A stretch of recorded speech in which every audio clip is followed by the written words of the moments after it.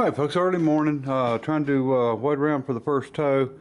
Figured to come out here in the shop just a little bit. One of the reasons I broke that drill bit off is I didn't have a quill handle for this machine, and what I was doing, you can either power feed it or you can run the table up, and I was trying to run the table up, and it's hard to get a sense of how hard you're drilling that way. So what I'm going to do is I'm going to take the time to build a quill handle real quick, or spindle handle, whatever you want to call it. And this thing is, it'd be about 40 bucks to buy it and get it here, but I figured if we could make it in an hour or less, it'd be worth the time and trouble to do it. And so anyway, we'll make the hub, we'll drill it and put a roll pin in it just like the originals, and then add some kind of a handle on it. So I'm going to go ahead and see if I can knock that out. Okay, it's about 4 hours later. I'm back, getting ready to start back working on it. I was trying to part it, got a highway patrol call, and then another wreck, and then had to run into a bunch of other ones. So anyway, we're going to give it a try here and see if we can get this handle done. Okay folks, finished up with my handle. This is the Bridgeport Hearst edition handle, and you can see I just well, terrible camera for zooming, I'm sorry, but as you can see, I put a just put a roll pin in it like the originals, and just welded the handle on. Now this is the 3-speed with Granny Gear edition, and I'm sure they made an overdrive one, but I'll show you how it works on these. They got holes indexed all the way around, so you can actually slide it on anywhere. It's still a little bit hot, so I don't want to grab it, but there it is. It's on. Works good. And then if you need to get more travel, you just move it up. That should make the difference on the daggone drilling the holes. Keep me from going too far.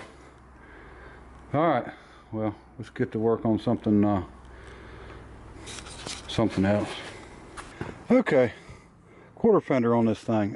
Every junkyard I called and everywhere I found it online wanted about $150 for it, and this goes all the way from the mud flap all the way up to the top of the, well, to right here anyway, and you got to take the mirror off and these bolts off, but it's all one big piece. And $150, I mean, I thought that was fair. The problem was everywhere that had it, I was going to have to get it shipped, and it was another $150 to get it shipped, so that's $300. And I finally got lucky enough today to get to a truck yard, and I stopped by there and grabbed it and paid them cash and got it out of there, so didn't have to pay any shipping on this one. And so we're going to try to get this on the night, so the sun's shining too hard for me right now, so I'll show you more on that later. Alright, we got the quarter fender on there.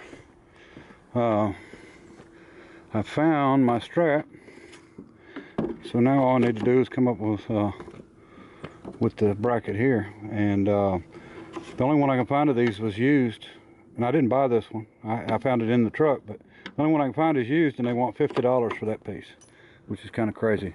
So that leaves me with fixing the hood, the door and cab corner, and a little bit on the rocker. So a little bit on the rocker below the driver's door, I mean, below the front door, but that's much better, and much better than this one for sure. So anyway, we'll keep at it slowly. Now I know why JC likes to build stuff like that, because it sure is easy to unbolt something and bolt it back where it's supposed to be without having to do a bunch of fabricating. Alright folks, I had to jump on the old Lindley jig bore machine, which is actually like a little mill, and square this block up.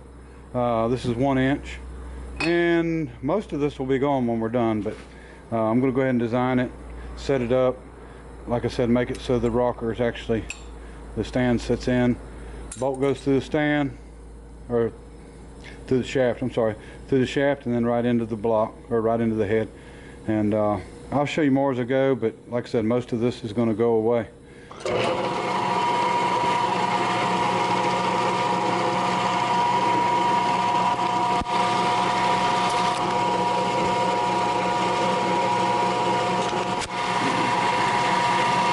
Supposed to be a manual mill. What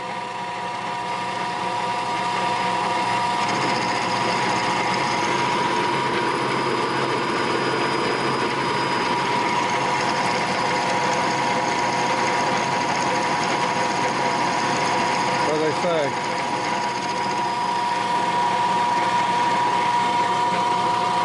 All right, folks.